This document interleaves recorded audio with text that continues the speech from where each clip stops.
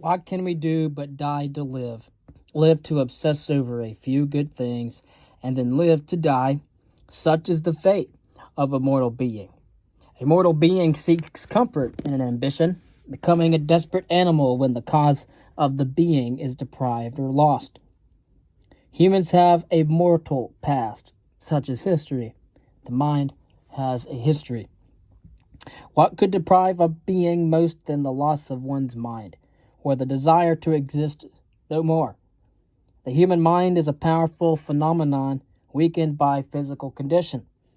Modern man is a historical being, and as such, he is a being who changes it and has the capacity to destroy it.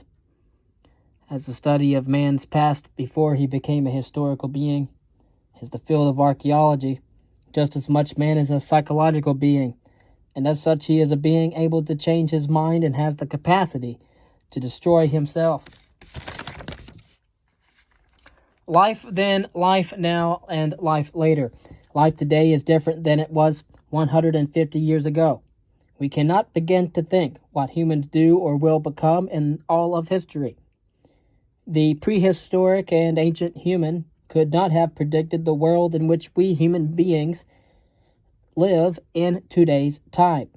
Given that we survive long enough, there is no perception of what we'll be doing millions and billions of years from now.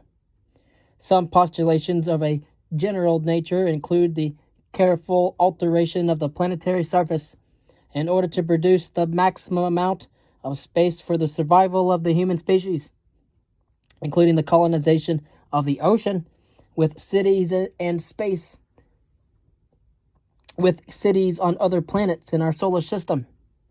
We could potentially use all terrestrial and oceanic spheres and even space and all biomes for the production of sustenance and the progression of human knowledge, the progression of technology concerning research and development from now to the year 10,000, from the year 10,000 to the year 100,000. For after Earth is fully inhabited, we will have developed the space technology to the effect of using materials from our asteroid belt in order to build inhabitants and habitats in our space race for the human colonization of planetary spheres, surrounding the white dwarf with our interplanetary space colonies. At times when the sun becomes too hot, we will move out the colonies to planets more hospitable to the heat, and eventually when the sun reaches its cold stage, the cities of our old world planets will be restored, given our ability to re-inhabit them. But in the event that Earth and its surrounding planets are engulfed and destroyed by the sun, we will clear the space they once occupied and move our cities there once the sun becomes a white dwarf. Of course, at this point, we will not colonize other stars. The energy would be too wasteful, not to mention the hazards of such an endeavor. Tens of billions of years from this present moment in time, the white dwarfs of our universe will cease to be lit.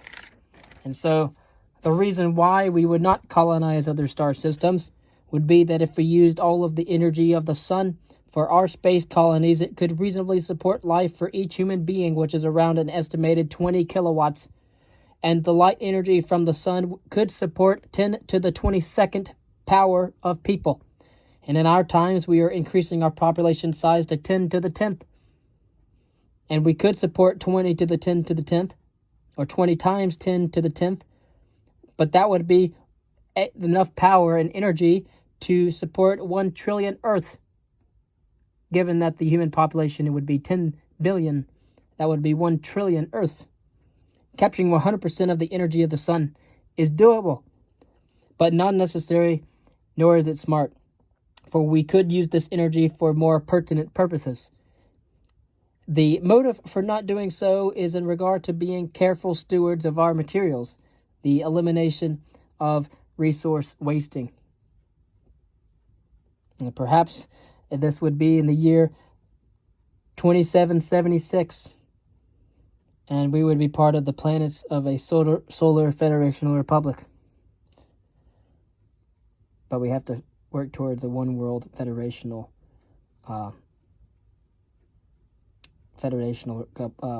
government first on our planet, and then possibly could reach out to other planets